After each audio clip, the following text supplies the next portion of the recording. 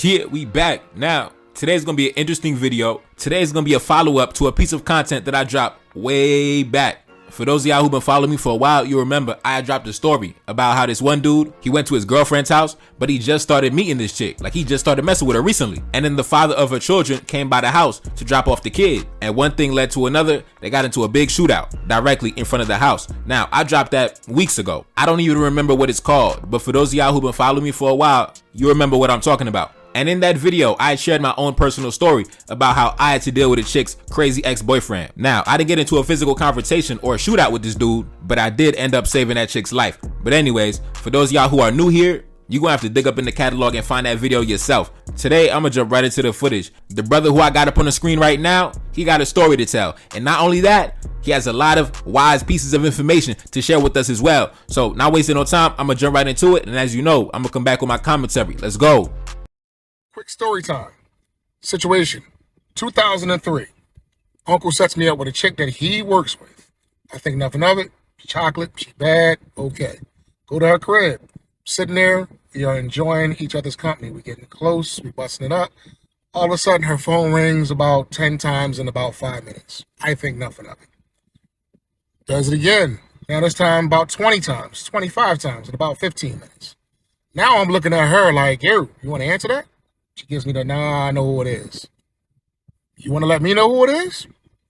Her exact words is, oh, it's just my ex. We just broke up.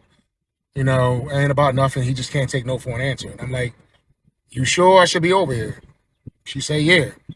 We sitting there. We getting all hot and heavy. Start to kissing, start to touching. Phone rings again, and it constantly keeps ringing. Now I'm looking at her like she's sideways. She finally answers the phone. First thing I hear from homeboy on the other end is, who you in the crib with? She goes, nobody. I'm in the crib by myself. Now I'm looking at her like she's sideways. Because why are you lying? If it's your ex, why don't you tell him the fucking truth? That you got another nigga in the house.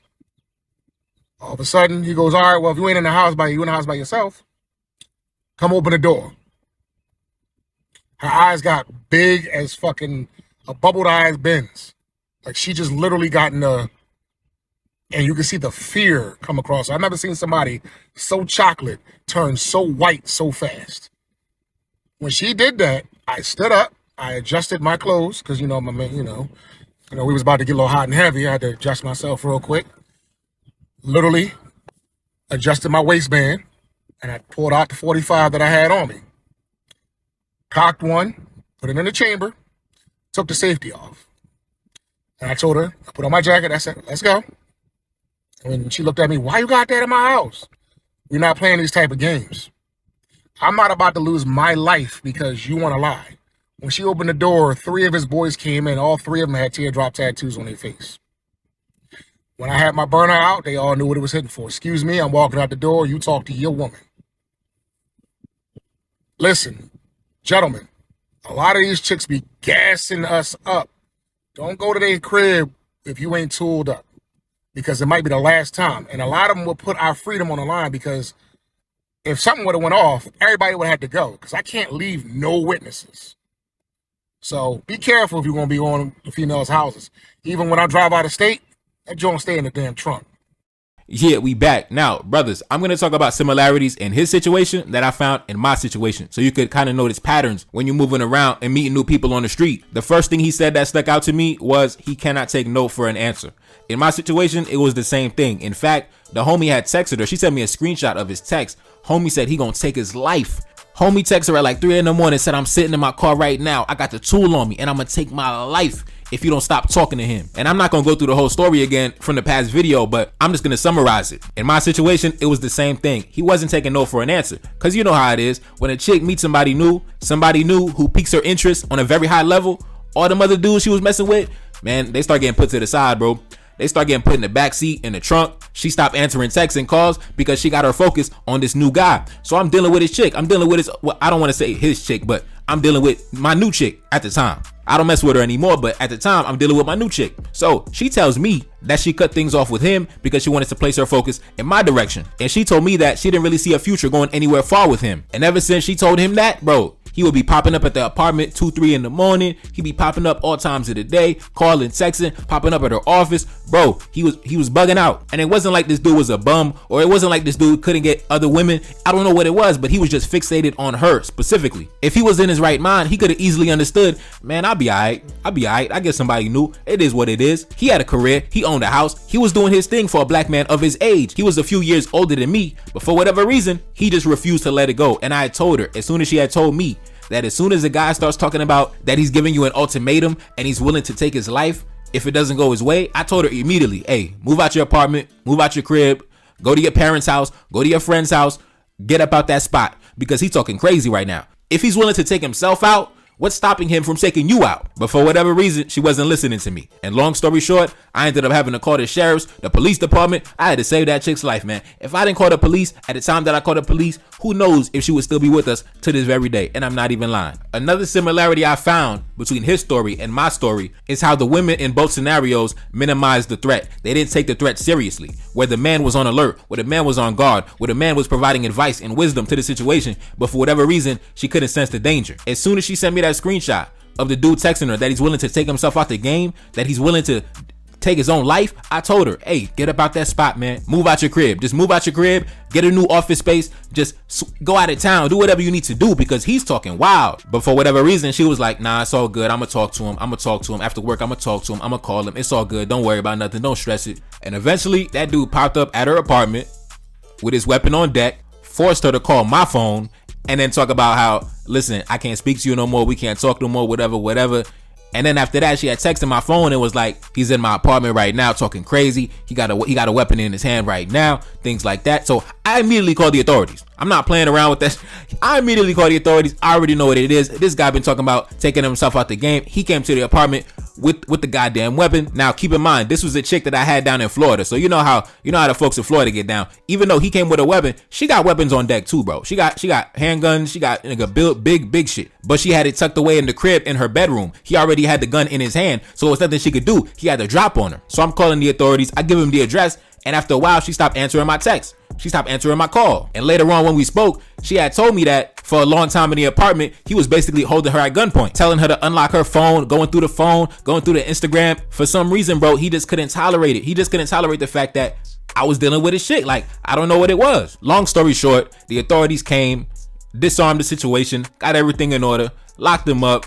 Now he got a felony charge on his record. I don't know if that's gonna affect his career. I think it would. I'm pretty sure he lost everything. I don't know, man, but his mugshot is now public record. If I gave you his government name, you could see it on the first result on the Google Images page. So just because he couldn't handle the fact that the girl he was smashing was dealing with somebody new, man, he done threw his life away. And that's what I don't understand about y'all dudes, man. Because my mentality is the complete opposite, bro.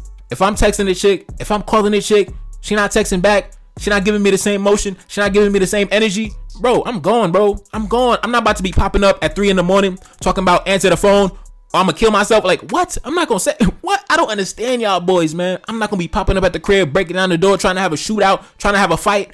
No. It doesn't take long for me to understand that somebody new might be in the picture. So as soon as I sense that energy, that a chick that I'm dealing with, or a chick that I'm getting involved with, she dealing with somebody new, and she's giving him her time and the energy, bro, I'm out the door, bro. I'm out the door. If anything, I'll be out the door so fast, she gonna be texting me, trying to figure out where I'm at. Like, damn, he ain't texting me in a minute. What happened?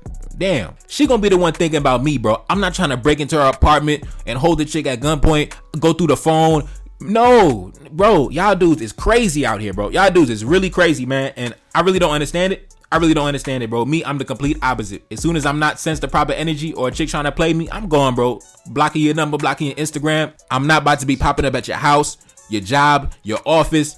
Bro, a lot of y'all dudes got to get it together, man. Because many people might not know this type of conflict happens so much more than you realize. And a lot of brothers die a lot more from this than a lot of people realize, man. You going on a date with a new chick, next thing you know, crazy ex pop up, shoot up the car. Bro, that happens all the time. You leaving at the hotel with a new chick, crazy ex hiding in the bushes, hopping out, shoot you in the parking lot. Bro, it just happens all the goddamn time. And I seen this story and I thought about my situation. So I just wanted to pass it on to the brothers, man. Listen, if a chick has a crazy ex, do not minimize that threat. Do not think that he's not loose in the head, got a screw loose, and he's willing to throw it all away behind the chick. Bro, it's a lot of these guys ready to throw everything away behind a chick, man. I'm telling you, behind a woman, they gonna throw everything away. And don't ever brush anything off, bro. Once you see a red flag, once you smell funny business, you gotta press her about that. You gotta press her about that and make sure you get accurate information about the situation. Because she might try to minimize it so you don't run off. But then next thing you know, your life is in danger. In fact, y'all remember that rapper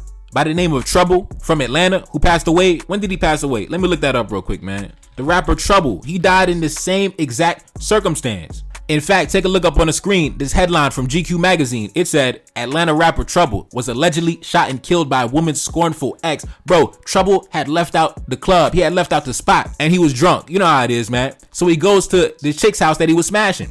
And then her ex pop up in the middle of the damn night. And the suspect named Jamichael Jones, 33, turned himself in to authorities on June 7th. And that was like the day right after it happened. He didn't get too far. A crime of passion. Bro, I'm telling you, y'all gotta stay on point out here. That's all I'm gonna say. Anyways, man, it's your boy Nevercari Desaline back in the building. Yes, indeed. Like, share, subscribe, Cash App in the description. And I'm gone. Peace. Reincarnated, I'm back in original fashion. I left on a horse and came back in that ass, and I left with abundance and came back to famine. We used to be pyramids, now we be rapping. Look how the mighty have fallen. Used to be running, now we be walking. When you be cooning, that's when they applauded. Selling your soul, your sons and your daughter. Gotta come up in this shit, they stuck in the mix. Really, my heart it be breaking. That's why I'm stacking that paper and handle my business. Pass it down in generation. Talking about money and power and building a nation. That's a deadly combination. Never be watching the TV, they pushing agendas, falsifying information. Know they got malice intentions. Step in the room and I'm feeling the tension. Enemy watching, he blocking my vision. Pay for the check cause I need my redemption. Building my kingdom, I need it protected. Ready for war like a young Money Congo. Never decided the team is the motto. Up in the crib and I'm whipping up waffles. Up in the crib and I'm smoking gelato. I'm chilling, I'm taking my pain and make it ambition. I'm blessed by the gods, but I ain't religious. I came for the power, they came for the bitch. They making no hourly wage, I got business. This is an art and they could never be taught. Selling my soul, I can never be bought. Play with my money, I see you in court.